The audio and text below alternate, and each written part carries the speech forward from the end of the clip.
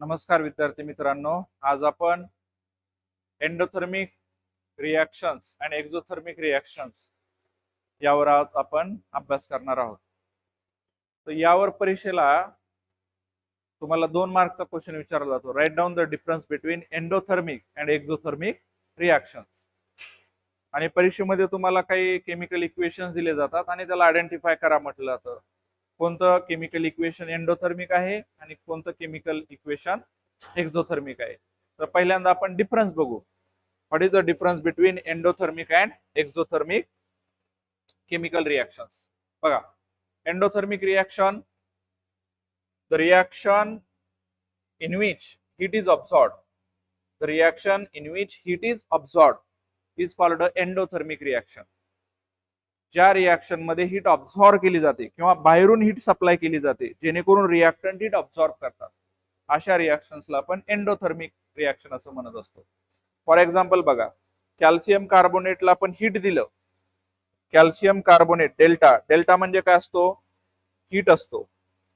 Okay, म्हणजे या calcium कार्बोनेटनं ती हीट अब्सॉर्ब केली and converted into calcium oxide and carbon dioxide gas. Therefore this is a endothermic reaction. Exothermic मध्ये काय असतं? The chemical reaction in which heat is given out or released is called exothermic reaction. ज्या reaction मध्ये heat बाहेर पडते, ज्या reaction मध्ये reactant मध्ये ज्यावेळेस रिएक्शन होते त्यावेळेस हीट बाहेर पडते, given out, released, this reaction is called exothermic reaction. याचा अर्थ होतो बघा, एक्झो म्हणजे एक्झिट, एक्झिट म्हणजे बाहेर पडणे.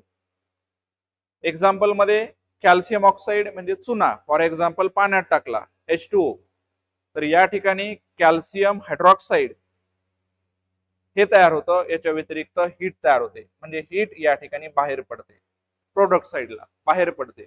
Therefore it is called exothermic reaction. तर अशा पद्धतीने तुम्हाला एक्झाम मध्ये डिफरन्स विचारला जातो. तर हा डिफरन्स तुम्हाला या ठिकाणी लिहिता आला पाहिजे. 2च पॉइंट लिहायचे. एक्झाम्पल पण तुम्हाला लक्षात ठेवावं लागेल. मग तुम्हाला एक्झाम मध्ये काय विचारलं जातं? अजून वेगवेगळ्या रिएक्शन्स दिल्या जातात आणि त्या ओळखा म्हटलं जातं. जसं की बघा, या ठिकाणी identify the endothermic and exothermic reactions असं तुम्हाला म्हटलेलं आहे. मग यामध्ये बघा, पहिल्या रिएक्शन मध्ये HCl plus NaOH it gives NaCl plus H2O plus heat. Heat या ठिकाणी बाहेर पडली म्हणजे प्रोडक्ट साइडला आहे. लक्षात येते? म्हणजे या ठिकाणी ही रिएक्शन आहे एक्झोथर्मिक, एक्झोथर्मिक रिएक्शन. इथे बघा, 2KClO3 पोटॅशियम डायक्लोरेट, या ठिकाणी याला आपण हीट दिलेलं आहे. डेल्टा म्हणजे हीट, म्हणजे यानं हीट ऑब्झॉर्ब केली. 2KCl प्लस 3O2 तयार झालं. ही कोणती रिएक्शन आहे? Endothermic, endothermic reaction. त्यानंतर बघा, CaO plus H2O it gives CaOH2 plus heat, म्हणजे हीट तयार झाली, प्रोडक्ट साइडला आहे, म्हणजे हीट बाहेर पडली, म्हणजे एक्झिट झाली. म्हणजे कोणती रिएक्शन? Exothermic reaction. इथे बघा, CaCO3 ला तुम्ही डेल्टा लिहिलेलं आहे, म्हणजे याचा अर्थ याला तुम्ही हीट दिलेली आहे, म्हणजे यानं हीट अब्सॉर्ब केलेली आहे. कोण तयार झालं? CaO plus CO2. ही कोणती रिएक्शन आहे? Endothermic reaction. मग तुम्हाला एक साधी हिंट सांगतो मी, कसं ओळखायचं दिलेली रिएक्शन एंडोथर्मिक आहे का एक्झोथर्मिक आहे? कसं ओळखलं जातं? तर सिंपल सांगतो. जर प्रोडक्ट साइडला हीट असेल, हा शब्द लिहिलेला प्रोडक्ट साइडला, तर ती एक्झोथर्मिक असते.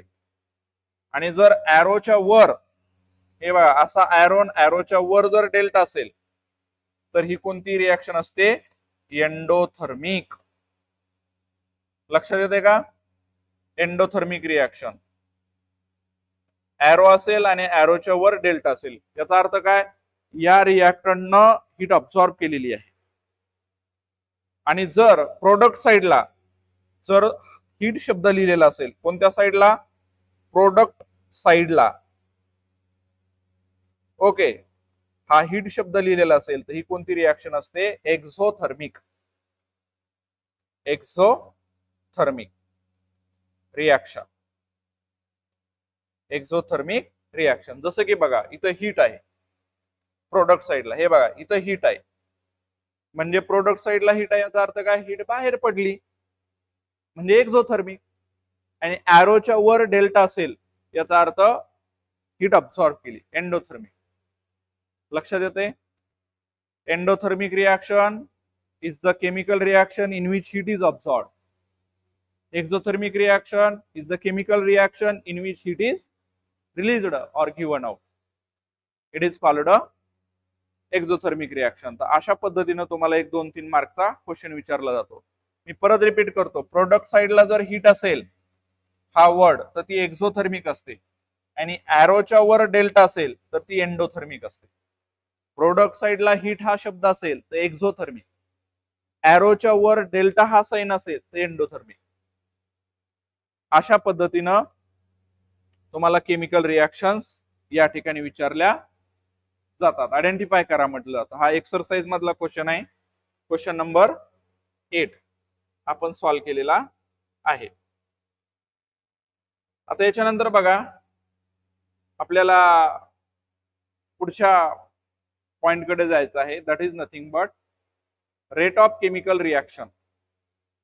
रासायनिक अभिक्रियेचा दर म्हणजे काय, काही केमिकल रिॲक्शन फास्ट होतात तर काही केमिकल रिॲक्शन स्लो होतात.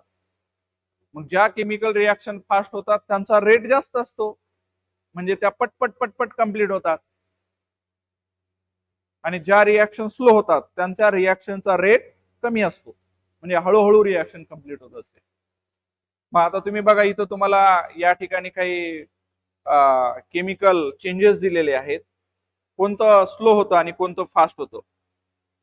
तुम्ही बघा, cooking gas starts burning on ignition. Cooking gas म्हणजे आपला घरचा गॅस, त्याला जाळलं की तो लगेच जळायला लागतो. म्हणजे तुम्ही सांगा हा चेंज कसा आहे, फास्ट आहे.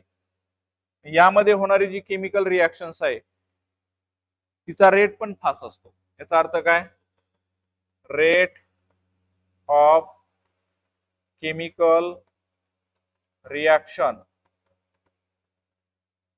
Rate of chemical reaction is higher, जास्त आहे.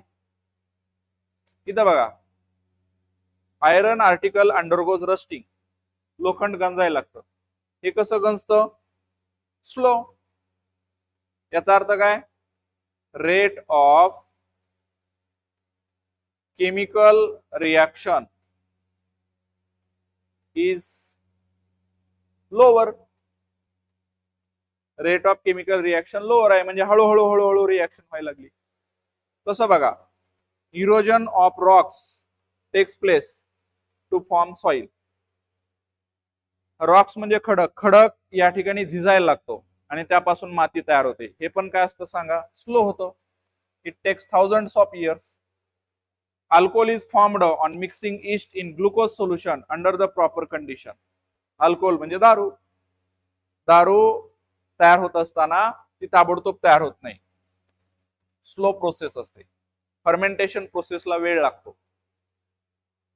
Effervescence is formed on heating baking soda into test tube containing dilute acid. Baking soda आणि या डायल्यूट ऍसिडला मिक्स केलं तर इफरवेसेन्स तयार होतात, म्हणजे फेस तयार होतो. हे इन्स्टंट होत असतं, म्हणजे ही रिॲक्शन या ठिकाणी फास्ट आहे.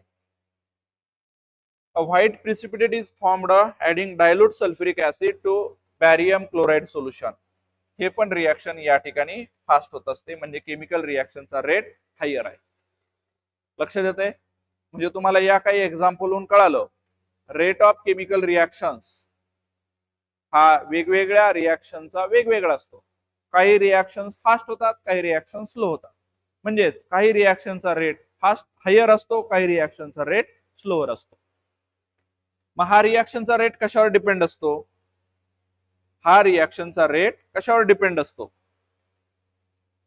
ओके, ज्याला आपण म्हणू factors affecting the rate of chemical reactions. Factors affecting the rate of chemical reactions. Factors affecting the rate of chemical reaction. म्हणजे असे कोणते घटक आहेत, फॅक्टर्स म्हणजे घटक जे केमिकल रिॲक्शनचा रेटवर परिणाम पाडतात, म्हणजे त्या रिॲक्शनला एक तर फास्ट घडवायला लावतात किंवा स्लो घडायला लावतात. तर असे 5 फॅक्टर आहेत. There are total 5 factors which affect the chemical reaction. मग याच्यावर परीक्षेला क्वेश्चन असतो. म्हणजे 5 फॅक्टर कोणते आहेत, त्यामध्ये नेचर ऑफ रिॲक्टंट्स, ओके, त्यानंतर size of particles of the reactants, concentration of reactants, temperature of the reaction and catalyst. These are the 5 factors which affect the chemical reaction. हे 5 फॅक्टर आहेत. मग आपण एक एक फॅक्टर या ठिकाणी डिस्कस करायला सुरुवात करू. त्यामध्ये पहिला फॅक्टर बघा कोणता आहे, नेचर ऑफ रिॲक्टंट्स. नेचर ऑफ रिॲक्टंट्स म्हणजे रिॲक्टंटचं स्वरूप, अभिक्रियाशीलता रिॲक्टंटची, म्हणजे याच्यामध्ये रिॲक्शन होणार आहे ते रिॲक्टंट कोणत्या प्रकारचा आहे यानुसार रिॲक्शनचा रेट डिपेंड असतो. म्हणजे कसं, आता जर तुम्ही ॲल्युमिनियम ओके आणि डायल्यूट HCl यांची रिॲक्शन केली, हे डायल्यूट HCl आहे, डायल्यूट HCl, तर या ठिकाणी तयार होतं aluminium chloride plus H2 gas. मी बॅलन्स करत नाही, आता फक्त समजून घ्या. आता मी काय केलं, या डायल्यूट HCl मध्ये अजून झिंक टाकलं, झिंक प्लस HCl. हे HCl पण कोण आहे, डायल्यूट आहे. डायल्यूट म्हणजे याच्यात पाणी जास्त आहे. कोण तयार होतं, ZnCl2 प्लस H2. हे कसं तयार होतं आपण हे नंतर बघू. पण या दोन रिॲक्शन मध्ये जर बघितलं तर ही रिॲक्शन फास्ट होते आणि ही रिॲक्शन स्लो होते. म्हणजे साध्या भाषेत या केमिकल रिॲक्शनचा रेट हायर आहे, या केमिकल रिॲक्शनचा रेट लोअर आहे.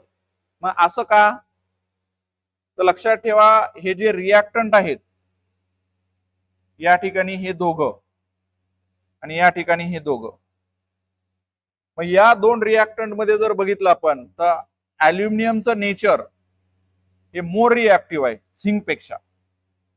Aluminium is more reactive than zinc. Aluminium is more reactive than zinc. ॲल्युमिनियमची रिॲक्टिव्हिटी जास्त आहे, त्यामुळे रिॲक्शन फास्ट होते झिंक पेक्षा. मग तुम्ही म्हणणार सर कसं ओळखलं, तर मी तुम्हाला पहिले सांगितलं होतं, रिॲक्टिव्हिटी सिरीज तुम्हाला सगळ्याला या ठिकाणी सांगितली होती मी. काय रिॲक्टिव्हिटी सिरीज कशी आहे, हे बा, काकाचं नालायक कार्ट मागून आलं, झिंक फेकून पबजी खेळायला गेलं, कुमारी हाय गर्ल झाली अँग्री सोन्याला पाहून. सोन्याला पाहून तेव्हा वरून खाली येत असताना तुमची रिॲक्टिव्हिटी कमी होत जाते, रिॲक्टिव्हिटी कमी होत जाते. मग तुम्ही जर बघितलं तर झिंक खाली आहे, याच्यावर ॲल्युमिनियम आहे, म्हणजे ॲल्युमिनियमची रिॲक्टिव्हिटी जास्त आहे कोणापेक्षा, झिंक पेक्षा, म्हणून ही रिॲक्शन फास्ट होते. मग कोणती रिॲक्शन फास्ट होणार, कोणती रिॲक्शन स्लो होणार, कशावर डिपेंड आहे, नेचर ऑफ रिॲक्टंट्स. या ॲल्युमिनियमचं नेचर मोर रिॲक्टिव्ह आहे झिंक पेक्षा, त्यामुळे वरची रिॲक्शन फास्ट होते. सिंपल आहे ना. ज्याच्यात रिॲक्शन होणार आहे, ज्याच्यात भांडणं होणार आहेत, भांडणं हळू होणार आहेत का स्लो होणार आहेत कशावर डिपेंड आहे, भांडण कोणामध्ये व्हायला लागलेत, कोणत्या दोन व्यक्तीमध्ये. दोन्ही व्यक्ती जर या ठिकाणी भांडणाला पूरक असतील तर त्या पटापट भांडण करतील. लक्षात येते का, म्हणजे ज्याच्यामध्ये रिॲक्शन होते त्यांची रिॲक्टिव्हिटी कशी आहे यानुसार रिॲक्शनचा रेट या ठिकाणी डिपेंड असतो. More is the nature of, more is the reactive nature of reactants, faster will be the reaction. लक्षात येते का, ज्या रिॲक्शनचा रेट जास्त असतो ती रिॲक्शन फास्ट होत असते. मग इथं काय लिहिणार तुम्ही, the aluminium reacts with dilute hydrochloric acid with a higher rate than zinc because the reactivity of aluminum is higher than zinc. Aluminum ची रिएक्टिव्हिटी ही या ठिकाणी जास्त आहे कोणापेक्षा झिंक पेक्षा than zinc. Therefore the reaction occurs fast. मग काय conclusion काढलं? Conclusion बघा. Conclusion: the more is the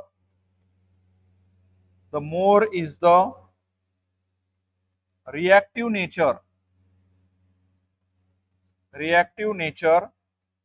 of reactant, comma, higher will be the rate of reaction. Higher will be the rate of reaction. Higher will be the rate of reaction.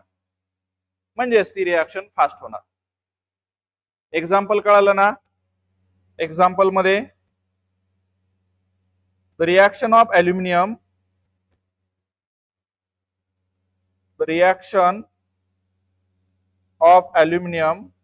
with dilute HCl occurs faster than zinc because aluminum is more reactive than zinc. Okay, हा आपला अशा पद्धतीनं पहिला factor आहे nature of reactants. लक्षात येते का? Nature of reactants, more is the reactive nature of reactants, more is the reactive nature of reactants, faster will be the reaction. तेवढी रिएक्शन फास्ट असणार आहे. हा झाला आपला पहिला फॅक्टर. आता दुसरा फॅक्टर बघा. दुसरा फॅक्टर कोणता आहे आपला? दुसरा फॅक्टर आहे आपला, आता बघा दुसरा factor, size of the particles of the reactants. म्हणजे ज्या रिएक्टंट्स मध्ये रिएक्शन होणार आहे त्या पार्टिकलची साईज लहान आहे का मोठी आहे यानुसार सुद्धा रिएक्शन स्लो किंवा फास्ट होत असते. म्हणजे कसं? आता आपल्या बुक मध्ये एक एक्झाम्पल दिले बघा. पहिल्यामध्ये काय केलंय तुम्हाला? शहाबाद टाईलचे अशा पद्धतीचे पीसेस दिलेले. हे बघा, हे आहे शहाबाद टाईल पीसेस. शहाबाद टाईलचे पीसेस आहेत. शहाबाद टाईल म्हणजे कोणती? आपल्या गावाकडली ती मोठी फरशी असते बघा, ती फरशी जिचा केमिकल फॉर्म्युला असतो CaCO3. आपल्याला गरज नाही इथं, पण आपण लक्षात राहतो. ही शहाबाद टाईल्स दिलेली. आणि यावर काय केलेलं लक्षात ठेवा, या शहाबाद टाईलवर या ठिकाणी डायल्यूट HCl ऍड केलेला आहे. डायल्यूट हायड्रोक्लोरिक ऍसिड, म्हणजे ज्या ऍसिड मध्ये पाणी जास्त असतं त्याला आपण डायल्यूट असं म्हणत असतो. मग ज्यावेळेस आपण या शहाबाद टाईलवर डायल्यूट HCl टाकतो, ही टाईल आणि ऍसिड याच्यामध्ये रिएक्शन होते आणि रिएक्शन झाल्यानंतर शहाबाद टाईल डिसअपियर होते. शहाबाद टाईलचे pieces of Shahabad tile disappear, हे तुकडे निघून जातात म्हणजे विरघळतात साध्या भाषेत. पण ही जी रिएक्शन होत असते ना बाळांनो, ही रिएक्शन जर बघितलं आपण तर स्लो होते, त्याला थोडा वेळ लागतो. ओके, आपण काय केलं त्याच्या पुढे? हे शहाबाद टाईल्स आहे, याला ग्राइंडिंग मिल मध्ये म्हणजे साध्या भाषेत गिरणीमध्ये टाकलं आणि याला दळलं. मग दळण दळल्यानंतर काय होणार आहे? याचं हे जे मोठाले पीसेस आहेत याचं पावडर होणार आहे आपल्या घरातल्या पिठासारखं. म्हणजे घटक तोच आहे, लक्षात ठेवा, घटक तोच आहे. कोण? शहाबाद टाईल. पण इथं कोण आहे सांगा? शहाबाद टाईलचं पावडर आहे. का? कारण आपण याला गिरणीमध्ये दळलं आणि भुकटी तयार केली. याची भुकटी, आपल्या गावरान भाषेत सांगायचं झालं तर भुकटी. आणि यामध्ये काय केलं आपण? परत हायड्रोक्लोरिक ऍसिड टाकलं. हे बघा, सेम HCl टाकलं डायल्यूट. तर ज्यावेळेस डायल्यूट HCl शहाबा टाईलच्या पावडरवर टाकतो त्यावेळेस हे पावडर पण डिसअपिअर होतं, म्हणजे साध्या भाषेत त्याच्यात विरघळतं आणि हे पावडर या ठिकाणी डिसअपिअर होतं. डिसअपिअर डिसअपिअर म्हणजे निघून जातं, विरघळतं म्हणजे. पण ज्यावेळेस आपण ही रिॲक्शन बघतो तर ही रिॲक्शन फास्ट होते, खालची रिॲक्शन फास्ट झाली. मग ज्यावेळेस आपण विचार करायला लागलो, इथं हा जो रिॲक्टंट आहे या रिॲक्टंटचे पीसेस असल्यामुळे पार्टिकलची साईज मोठी आहे, त्यामुळे रिॲक्शन स्लो झाली. पण या रिॲक्टंटच्या पार्टिकलची साईज आपण कमी केली पावडरच्या फॉर्म मध्ये, म्हणजे छोटे छोटे कण केले, त्यावेळेस रिॲक्शन फास्ट झाली. म्हणून यावरून काय कळतं आपल्याला, रिॲक्टंटच्या पार्टिकलची साईज जेवढी लहान असते, रिॲक्टंटच्या पार्टिकलची साईज जेवढी लहान असते तेवढी रिॲक्शन फास्ट होत असते. लक्षात येते का? पार्टिकलची साईज जेवढी लहान तेवढी रिॲक्शन फास्ट होते. इथं पीसेस होते, तुकडे, या तुकड्याला आपण पावडर केलं, पार्टिकल छोटे छोटे झाले, म्हणून इथली रिॲक्शन या ठिकाणी फास्ट झालेली आहे. तुम्ही कधी ऑब्झर्व केलं असं, आपले आई बाबा आपल्याला सांगताना म्हणतात चावून खा. त्यांना माहित नसतं पण ते एवढंच म्हणतात की बाबा तू चावून खा, चांगलं चावून खाल्लं पाहिजे. मग काय होतं, चावून खात असताना ज्यावेळेस आपण चावत असतो त्यावेळेस पार्टिकलची साईज कमी कमी कमी होत असते. ज्यावेळेस आपण गिळतो त्यावेळेस रिॲक्शन आपल्या स्टमक मध्ये फास्ट होते, म्हणजे साध्या भाषेत डायजेशन फास्ट होतं. जेवढं तुम्ही बारीक चावणार आहात पचन लवकर होतं. त्यामुळे आपल्या घरचे आई वडील या ठिकाणी म्हणत असतात चावून खा. म्हणजे काय कळालं तुम्हाला? काय कळालं सांगा? रिॲक्शन कधी फास्ट होत असते? रिॲक्शन कधी फास्ट होत असते सांगा? रिॲक्शन फास्ट कधी होते? ज्या वेळेस रिॲक्शन मधल्या रिॲक्टंटची पार्टिकलची साईज लहान असते. लक्षात येते? रिॲक्टंटच्या पार्टिकलची साईज लहान असते, पार्टिकलची साईज लहान असते, लहान असते. आणि जेवढी लहान असते तेवढी रिॲक्शन फास्ट होत असते, जेवढी लहान असते तेवढी रिॲक्शन या ठिकाणी फास्ट होत असते. येते का लक्षात तुम्हाला? ओके. म्हणजे कसं, हे बघा काय दिलेलं आपल्या बुक मध्ये, the above observation indicates that the rate of reaction depends upon the size of the particles of the reactants taking part in the reaction. रिॲक्शनचा रेट रिॲक्शन मध्ये भाग घेणाऱ्या रिॲक्टंटच्या पार्टिकलवर डिपेंड असतो. तो कसा डिपेंड असतो? Smaller the size of reactant particles higher is the rate of reaction. जेवढी पार्टिकलची साईज लहान असते तेवढी रिॲक्शन फास्ट होत असते. सिंपल. लक्षात आलं का? जेवढी पार्टिकलची साईज लहान आहे रिॲक्टंटच्या तेवढी रिॲक्शन फास्ट होत असते. म्हणून इथं पावडर लवकर डिसअपिअर झालं, पावडर लवकर डिसअपिअर झालं. कोणापेक्षा? पीसेस पेक्षा. पीसेस पेक्षा. का? कारण पावडर मध्ये पार्टिकल ची जी साईज आहे ती स्मॉल आहे दॅन पीसेस. पीसेस मोठाले असतात, तुकडे. डिसअपिअर झाली म्हणजे रिॲक्शन फास्ट झाली. अशा पद्धतीने हा आपला या ठिकाणी आपण दुसरा फॅक्टर डिस्कस केला. आता तिसरा फॅक्टर बघा, concentration of reaction. Concentration of reaction, concentration of the रिॲक्टंट्स.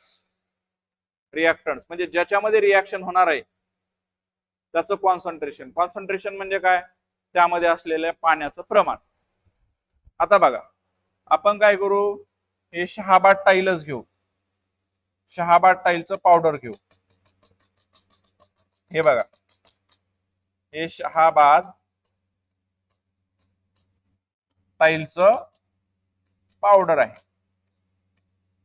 शहाबा tile कोणापासून बनलेली असते? कॅल्शियम कार्बोनेट यापासून बनलेली असते. आणि याच्यात काय केलं आपण? डायल्यूट HCl टाकलं, डायल्यूट हायड्रोक्लोरिक ऍसिड या पावडरवर. म्हणजे पावडर काय होतं सांगा? डिसअपिअर होतं, म्हणजे ते विरघळतं. डिसअपिअर म्हणजे ते निघून जातं. कशामुळे निघून जातं? ते विरघळतं म्हणजे निघून जातं. कधी ज्यावेळेस डायल्यूट HCl आपण शहाबाट टाईलच्या पावडरवर टाकतो म्हणजे मोठ्या फरशीची भुकटी. डायल्यूट HCl म्हणजे काय? यामध्ये पाण्याचं प्रमाण जास्त असतं. पाण्याचं प्रमाण जास्त असतं. मग ही जी रिॲक्शन आहे लक्षात ठेवा, ही रिॲक्शन स्लो होते. शहाबाट टाईलचं पावडर डिसअपिअर होतं पण थोडं स्लो होतं. पण जेव्हा आपण लक्षात ठेवा काय करतो, या शहाबाट टाईलच्या पावडरवर बघा, हे शहाबाट टाईलचं पावडरच आहे, यावर आपण कॉन्सन्ट्रेटेड HCl टाकतो. Concentrated dilute concentrated hydrochloric acid या पावडरवर टाकतो. कॉन्सन्ट्रेटेड म्हणजे काय? पाण्याचं प्रमाण कमी. प्रमाण कमी कोणामध्ये? या ऍसिड मध्ये. ऍसिड मध्ये आपण पाणी टाकत असतो, इथं पाणी कमी असतं, पर्यायाने नसतं पण म्हणा, पाण्याचं प्रमाण खूप कमी असतं. मग ज्यावेळेस असं कॉन्सन्ट्रेटेड ऍसिड आपण शहाबाट टाईलच्या पावडरवर टाकतो त्यावेळेस यांची रिॲक्शन होते आणि हे पावडर डिसअपिअर होतं. डिसअपिअर म्हणजे निघून जातं, म्हणजे ते विरघळत असतं म्हणून निघून जात असतं. पण ज्यावेळेस आपण ही रिॲक्शन बघतो तर ही रिॲक्शन फास्ट होते, म्हणजे या रिॲक्शनचा रेट जास्त असतो, लवकर रिॲक्शन. मग ज्यावेळेस आपण या दोघांना कम्पेअर करायला गेलो त्यावेळेस आपल्याला कळालं रिॲक्शन कधी फास्ट होत असते, तर ज्यावेळेस रिॲक्टंट हे कॉन्सन्ट्रेटेड असतात. कॉन्सन्ट्रेटेड असतात म्हणजे त्यामध्ये पाण्याचं प्रमाण कमी असतं. पाणी ज्यावेळेस जास्त टाकतो ना आपण, रिॲक्शनचा रेट कमी होतो. त्यामुळे तुम्ही बघितलं असेल दारू पिणारे लोक त्याच्यात पाणी टाकतात. दारू पिणारे लोक त्यात पाणी टाकतात. पाणी टाकलं की रिॲक्शन जी होणार आहे ती थोडी स्लो होते. ओके, म्हणून लक्षात ठेवा रिॲक्शनचा रेट कशावर डिपेंड आहे? Concentration of the reactants. जेवढं कॉन्सन्ट्रेशन जास्त तेवढी रिॲक्शन फास्ट होत असते. More is the concentration of reactants, faster will be the reaction, higher will be the rate of reaction. Concentration जास्त आहे म्हणजे काय? त्या रिॲक्टन्स मध्ये पाण्याचं प्रमाण कमी आहे. मग तुम्हीच बघा इथं शहाबाट टाईलचं पावडर डिसअपिअर होतं, डायल्यूट HCl टाकल्यावर पण होतं, कॉन्सन्ट्रेटेड HCl टाकल्यावर पण होतं. पण ते फास्ट कधी डिसअपिअर होतं? तो कॉन्सन्ट्रेटेड HCl असल्यावर. म्हणजेच रिॲक्शनचा रेट हा कॉन्सन्ट्रेशन ऑफ रिॲक्टंट्स वर डिपेंड असतो.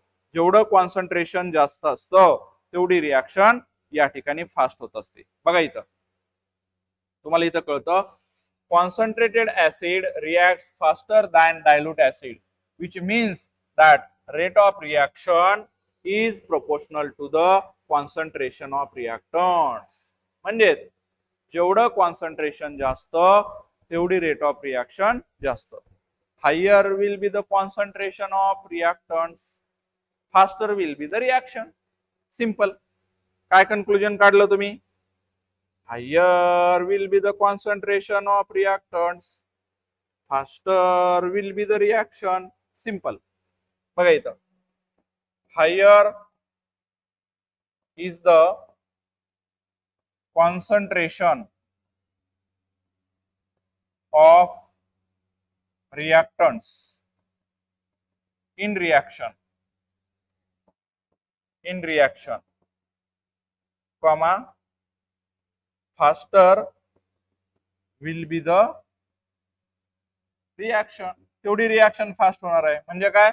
रिॲक्शनचा रेट जास्त असणार आहे. चौथा फॅक्टर डिस्कस करणार, that is nothing but temperature of reaction. आपली रिॲक्शन स्लो होणार का फास्ट होणार हे टेम्परेचरवर पण डिपेंड असतं, म्हणजे तापमान.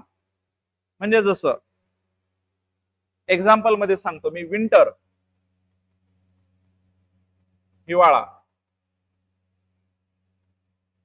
टेम्परेचर कमी असतं, टेम्परेचर कमी असतं. मग हिवाळ्यामध्ये मिल्क च कन्व्हर्जन कर्ड मध्ये म्हणजे दुधाचं दही, ही प्रोसेस स्लो होते म्हणजे रिॲक्शन स्लो होते. पण आपण जर समर मध्ये बघितलं, समर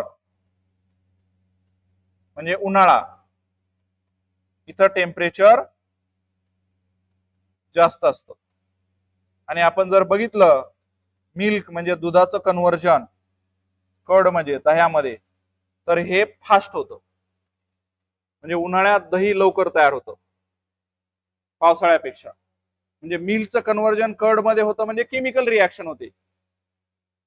केमिकल रिॲक्शन, पण ही रिॲक्शन स्लो होते. का? कारण इथं टेम्परेचर कमी असतं. इथं दही लवकर तयार होते उन्हाळ्यात. का? टेम्परेचर जास्त असतं.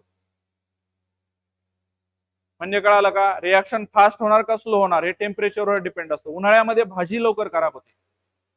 भाजी खराब होणे नथिंग बट केमिकल रिॲक्शन. हिवाळ्यामध्ये भाजी लवकर खराब होत नाही. का? टेम्परेचर कमी असतं. टेम्परेचर कमी असल्यानंतर रिॲक्शन होत नाही. त्यामुळे आपण भाजी फ्रीज मध्ये नेऊन ठेवतो. फ्रीज मध्ये टेम्परेचर कमी असतं. खराब होत नाही म्हणजे केमिकल रिॲक्शन होत नाही. म्हणजे कळतंय का तुम्हाला? उन्हाळ्यामध्ये दुधाचं रूपांतर दह्यात लवकर होतं, भाजी लवकर खराब होते, म्हणजे केमिकल रिॲक्शन या ठिकाणी फास्ट होते. म्हणजेच काय? साध्या भाषेत, higher is the temperature, higher is the temperature, higher is the temperature, faster will be the reaction. काय कन्क्लुजन काढलं आपण?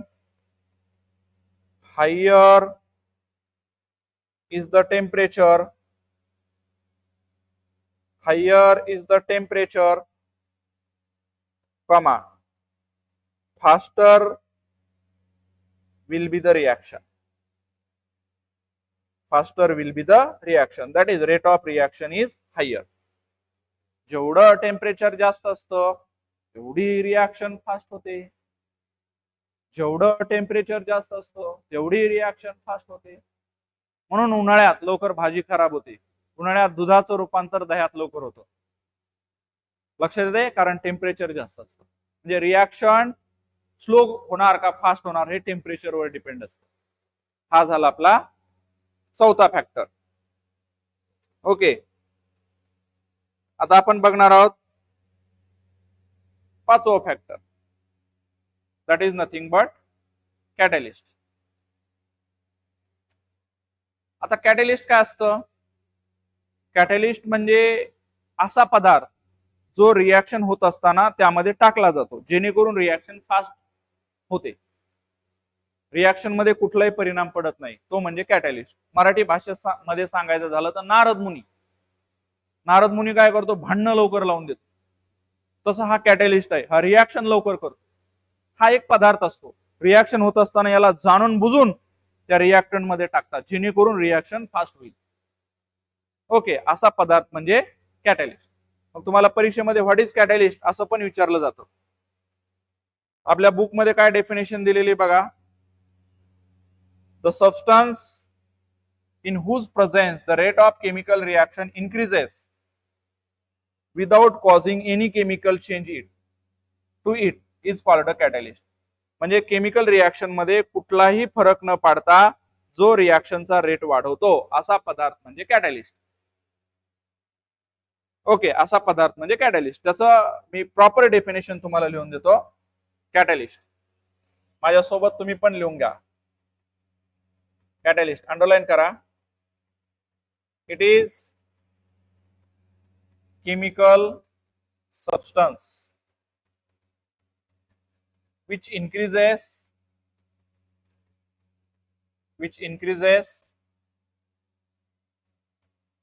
the rate of reaction, the rate of chemical reaction without taking part in the reaction, without taking part in the reaction, taking part in the reaction is called a catalyst. म्हणजे chemical reaction मध्ये भाग न घेता तो फक्त रिॲक्शनचा rate वाढवतो असा पदार्थ म्हणजे कॅटलिस्ट. म्हणजे जशी रिॲक्शन होणार आहे तशीच होणार आहे, पण या पदार्थाला ज्यावेळेस आपण त्या रिॲक्शन होताना टाकणार आहोत तर रिॲक्शनचा रेट वाढणार आहे. म्हणजे साध्या भाषेत रिॲक्शन लवकर घडून येणार आहे असा पदार्थ म्हणजे कॅटलिस्ट असतो. आपल्या भाषेत सांगायचं झालं तर नारद मुनी भांडणं लावून देतो आणि रिॲक्शन लवकर कंप्लीट करून आणतो, असा पदार्थ म्हणजे कॅटलिस्ट. आता त्याचं एक एक्झाम्पल आपल्याला आपल्या बुक मध्ये दिलेला आहे. जसं की बघा, हा जो पोटॅशियम क्लोरेट आहे KClO3, याला ज्यावेळेस आपण तापवतो, या पोटॅशियम डायक्लोरेटला, तर याचं स्लो डिकम्पोजिशन होतं आणि KCl आणि इथं ऑक्सिजन तयार होतो. स्लो डिकम्पोजिशन होत असतं, स्लो. मग आपल्याला फास्ट घडून आणायचं, याचं रेट ऑफ रिॲक्शन वाढवायचं आहे. काही रिॲक्शन असे असतात, याची पार्टिकलची साईज आपण कमी केली, टेम्परेचर वाढवलं, तरी याची रिॲक्शनचा रेट वाढत नाही, म्हणजे ही रिॲक्शन लवकर घडून येत नाही. आता आपण काय डिस्कस केलं, टेम्परेचर वाढलं की रिॲक्शनचा रेट वाढत असतो, म्हणजे रिॲक्शन फास्ट होत असते. परंतु लक्षात ठेवा बाळांनो, काही केमिकल रिॲक्शन्स अशा आहेत, जसं की ही रिॲक्शन, टेम्परेचर वाढवलं तरी रिॲक्शनचा रेट वाढत नाही, पार्टिकलची साईज कमी केली तरी रिॲक्शनचा रेट वाढत नाही. मग अशा केमिकल रिॲक्शन मध्ये काही पदार्थ ऍड केले जातात जेणेकरून रिॲक्शनचा रेट वाढतो. जसं की या रिॲक्शन मध्ये मॅंगनीज डायऑक्साईड नावाचा पदार्थ म्हणजे कॅटलिस्ट याच्यामध्ये टाकला जातो. कोणामध्ये? Potassium chlorate. ह्याच्यात टाकायचं आणि ह्याला तापवायचं, मग ही रिॲक्शन फास्ट होते. लक्षात येते का? ही रिॲक्शन फास्ट होते. कोण टाकल्यामुळे? मॅंगनीज डायऑक्साईड MnO2 नावाचं केमिकल सबस्टन्स या पोटॅशियम डायक्लोरेट मध्ये टाकलं तर रिॲक्शन फास्ट घडून येते. मग कोणता पदार्थ टाकल्यामुळे रिॲक्शन फास्ट घडून आली? Manganese dioxide. तर हा या ठिकाणी कॅटलिस्ट आहे. मग प्रत्येक केमिकल रिॲक्शन मध्ये वेगळा कॅटलिस्ट असतो, लक्षात येते का? म्हणजे प्रत्येक रिॲक्शनचा रेट वाढवण्यासाठी हाच पदार्थ टाकावा लागतो असं नाही, प्रत्येक रिॲक्शनसाठी वेगवेगळा पदार्थ असतो.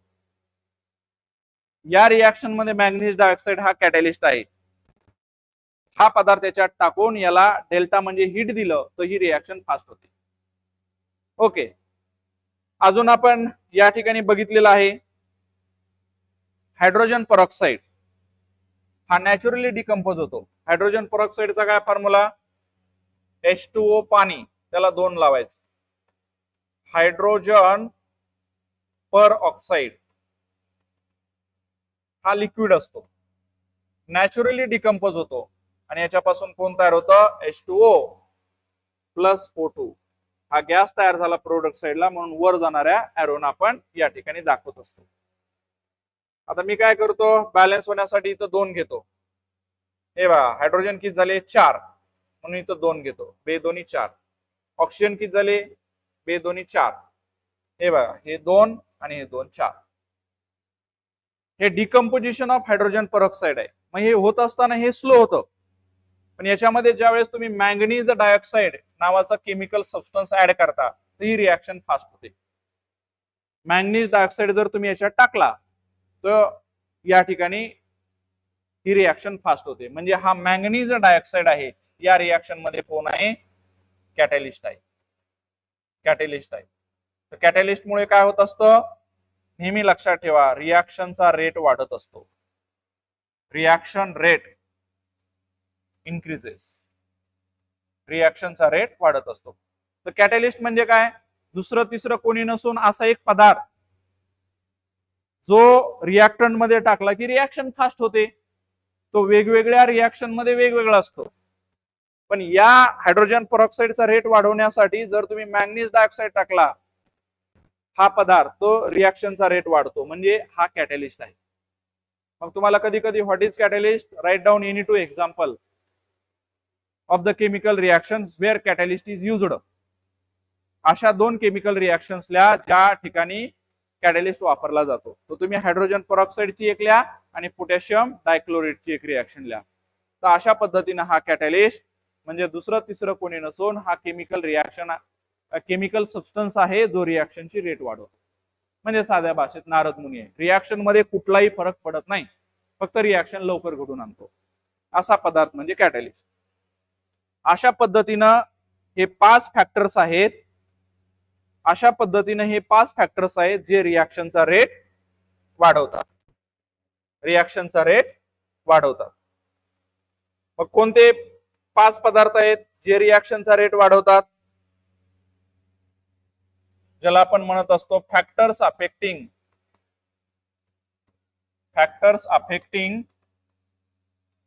Chemical reaction.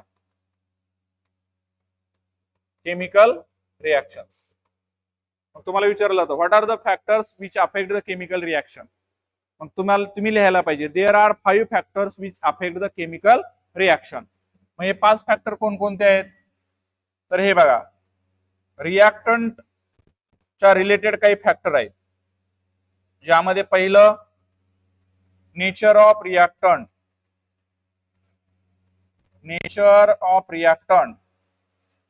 Second size of particle of reactant, third concentration of reactants, fourth temperature. जेवढं जास्त टेम्परेचर तेवढी फास्ट रिॲक्शन. आणि लास्ट 5वा कॅटॅलिस्ट म्हणजे कोण आहे? केमिकल सबस्टन्स जो रिॲक्शनचा रेट वाढवतो without taking part in the chemical reaction. असे 5 फॅक्टर्स आहेत. Okay, so this is all about factors affecting the rate of chemical reactions. आता पुढे बघा, तुम्हाला या ठिकाणी काही फॅक्ट्स दिलेले आहेत. त्या कोणकोणत्या फॅक्ट्स आहेत? Number 1, one or more chemical reactions takes place during every chemical change. कोणताही केमिकल चेंज होत असताना त्यामध्ये एक किंवा एकापेक्षा जास्त केमिकल रिॲक्शन्स होत असतात. Second, some chemical reactions occurs at fast speed whereas some occurs at slow speed. काही रिॲक्शन फास्ट होतात, काही रिॲक्शन स्लो होतात. तुम्हाला पण माहित आहे.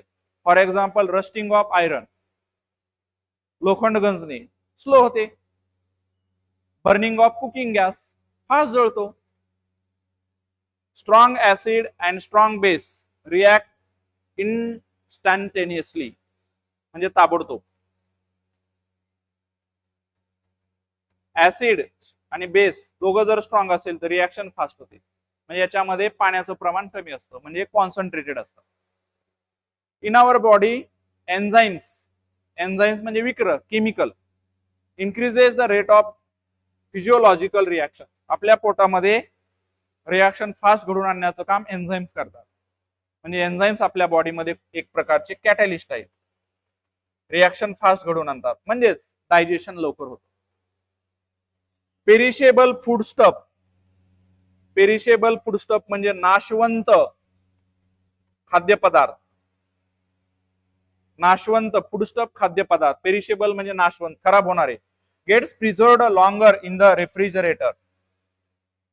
ते जास्त काळ या ठिकाणी प्रिझर्व्ड म्हणजे टिकून राहतात इन रेफ्रिजरेटर. का? कारण रेफ्रिजरेटर मध्ये टेम्परेचर कमी असतं. जेवढं टेम्परेचर कमी तेवढी रिॲक्शन स्लो होते, म्हणजे ते लवकर खराब होत नाही. The rate of decomposition of foodstuffs get lowered due to low temperature. लक्षात ठेवा, टेम्परेचर लो झालं की डिकम्पोजिशनचा रेट स्लो होतो, म्हणजे ते पदार्थ खराब होण्याची प्रक्रिया स्लो होते, म्हणजे ते लवकर खराब होत नाही. And it's freshness is maintained, आणि त्याचा ताजेपणा टिकून राहतो. म्हणून आपण फ्रीज मध्ये पदार्थ ठेवत असतो, टेम्परेचर कमी असतं. Vegetables cook quickly in oil rather than water. पालेभाज्या या ठिकाणी तेलामध्ये लवकर या ठिकाणी तयार होतात पाण्यापेक्षा, किंवा शिजतात. The rate of chemical reaction is important from environment point of view as well. रिॲक्शनचा रेट हा इन्व्हायरमेंटच्या दृष्टीनं खूप महत्वाचा असतो. का?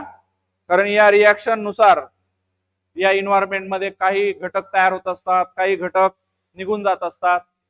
हा रिॲक्शनच्या रेटवर डिपेंड आहे. त्यानुसार आपलं इन्व्हायरमेंट ची डेव्हलपमेंट किंवा चेंजेस घडत असतात. त्यामुळे रिॲक्शनचा रेट खूप महत्वाचा असतो. शेवटचा पॉइंट बघा.